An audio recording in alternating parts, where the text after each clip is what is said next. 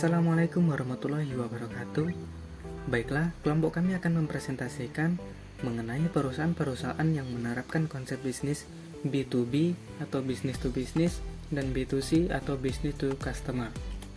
Sebelumnya, perkenalkan kelompok kami yaitu Hayatun Nupus dengan NIM F1S1 19079, Dini Andriani dengan NIM F1S1 19080, Al-Kautsar Maulana Ibnu Asabil dengan NIM F1S1 19091 dan Aldini Pratama dengan NIM F1S1 19004. Di sini saya akan menjelaskan konsep dari B2B itu sendiri. Business to business atau B2B adalah sebuah transaksi bisnis yang dilakukan secara elektronik maupun fisik dan terjadi antara entitas bisnis satu ke bisnis lainnya. B2B merupakan penjualan produk atau jasa yang diberikan oleh satu bisnis dan diperuntukkan untuk bisnis lainnya, bukan kepada konsumen. Sebagai contohnya, Anda menjalankan bisnis yang menjual bahan makanan dan Anda melakukan penjualan ke restoran atau bisnis kuliner yang ada.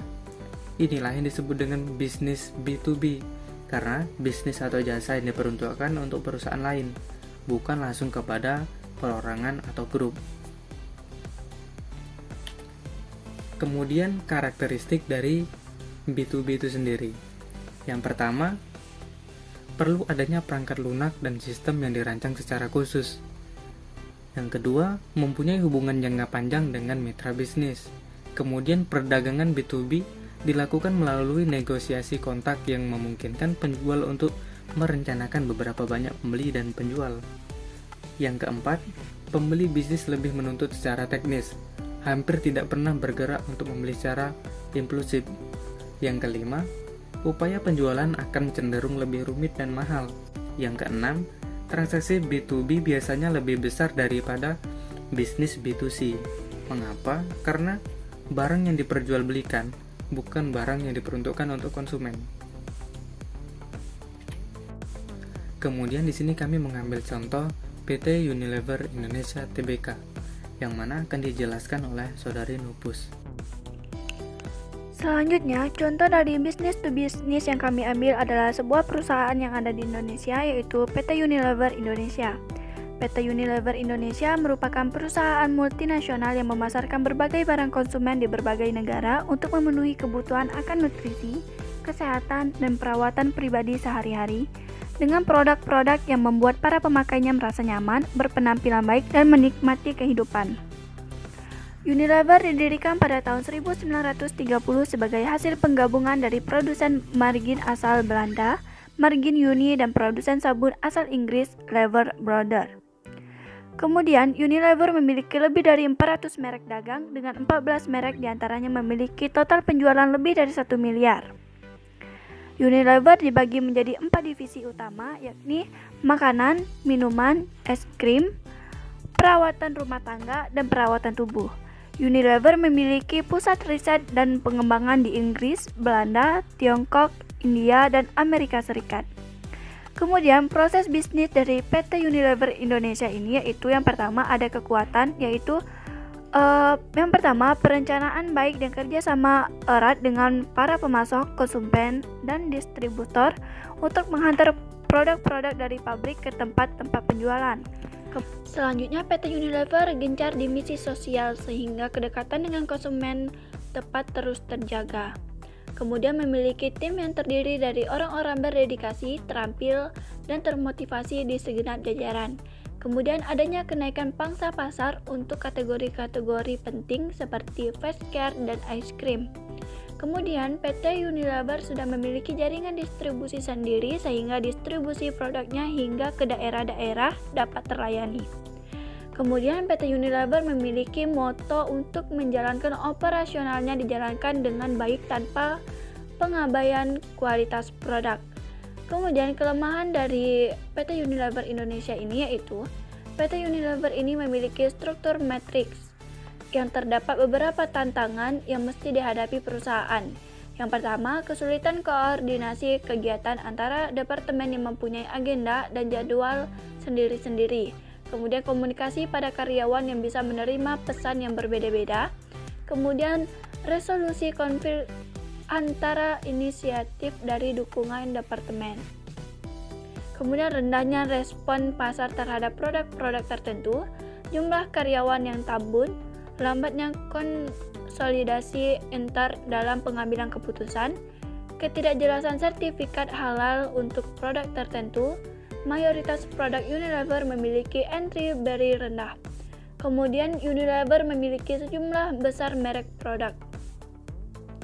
Tetapi 400 produk make up lebih dari 90% dari total penjualan Unilever, yang mengakibatkan merek tidak efektif, membuat mereka tidak sangat menguntungkan dan menjadi salah satu titik kelemahan mereka. Kemudian ancaman yang dimiliki oleh PT Unilever ini yaitu adanya kenaikan biaya bahan baku dan bahan kemasan, kemudian tidak stabilnya nilai mata uang hasil, kemudian melemahnya daya beli konsumen, maraknya pemalsuan dan penyelundupan produk, kemudian rendahnya infrastruktur yang memadai berupa jalan yang menyebabkan tingginya biaya pemasaran produk, kemudian adanya tren perubahan gaya hidup masyarakat di setiap negara, dan yang terakhir yaitu produk pesaing dengan harga yang lebih rendah. Selanjutnya, strategi bisnis PT Unilever Indonesia, yaitunya pertama, diferensiasi produk. Perusahaan ini membuat dan mengembangkan produk yang baru, tetap guna dan unik yang dapat memberikan keuntungan di atas tingkat rata-rata. Yang kedua, kepemimpinan harga rendah, di mana PT Unilever ini melakukan penetrasi harga yang cukup rendah, namun produknya memiliki kualitas yang bagus. Yang ketiga, berfokus pada peluang pasar. Unilever mempromosikan produknya dengan cara memasukkan produknya dan produk pesaing lainnya ke lingkungan masyarakat untuk membandingkan kualitas. Yang keempat, menguatkan keakraban dengan pelanggan dan pemasok. Unilever melakukan tanya jawab konsumen dan membuat suara konsumen yang menjadikan tempat para konsumen mengeluh dalam PT Unilever Indonesia. Selanjutnya yaitu B2C atau Business to Consumer. B2C merupakan bisnis yang melakukan pelayanan atau penjualan barang atau jasa kepada konsumen, perorangan, atau grup secara langsung. Berbeda dengan B2B, bisnis jenis ini berhubungan langsung dengan konsumen, bukan perusahaan atau bisnis lainnya. Sebagai contohnya, Anda memiliki bisnis sembako. Ketika Anda menjual barang kepada konsumen perorangan, berarti bisnis Anda adalah B2C. Akan tetapi, jika Anda menjual sembako dalam jumlah besar kepada bisnis lainnya, berarti bisnis Anda adalah B2B. Pada umumnya, hampir semua produk B2C dapat menjadi produk B2B, sedangkan produk B2B sangat sedikit digunakan oleh konsumen perorangan secara langsung. Adapun tipe dari B2C atau Business to Consumer ini, yaitunya yang pertama, berbasis biaya. Maksudnya, B2C ini mengandalkan subscription berbayar. Yang kedua, berbasis komunitas. Maksudnya, B2C ini dilakukan melalui komunitas online seperti komunitas di Facebook atau lainnya. Selanjutnya ada berbasis periklanan. Maksudnya, B2C ini menggunakan website atau e-commerce yang berbasis periklanan. Selanjutnya ada perantara online. Maksudnya, B2C tidak memiliki produk secara langsung, melainkan menyediakan platform untuk menghubungkan penjual dan pembelinya. Yang terakhir ada penjual langsung atau direct seller. Maksudnya, di sini B2C bisa berupa perusahaan besar hingga bisnis perumahan dengan memanfaatkan platform online untuk menawarkan produk atau jasanya kepada pelanggan. Saya Aldini Pratama akan melanjutkan penjelasan dari rekan kami, di mana B2C, perusahaan yang menerapkan konsep B2C, Business to Consumer, yaitu PT Telekomunikasi Indonesia. PT Telkom Indonesia atau Persero Tbk Telkom adalah badan usaha milik negara BUMN yang bergerak di bidang jasa layanan teknologi informasi dan komunikasi dan jaringan telekomunikasi di Indonesia. Perkembangan bisnis perusahaan. Pada tahun 1882 didirikan sebuah badan usaha swasta penyedia layanan pos dan telegraf Layanan komunikasi kemudian dikonsolidasikan oleh pemerintah Hindia Belanda ke Jawatan Pos Telegram Telepon PTT. Singkatnya, pada tahun 1991 Promtel berubah bentuk menjadi perusahaan perseroan Persero Telekomunikasi Indonesia berdasarkan peraturan pemerintah nomor 25 tahun 1991, dan pada akhirnya pada tanggal 23 Oktober 2019 Telkom meluncurkan New Telkom atau Telkom baru yang ditandai dengan pergantian identitas perusahaan.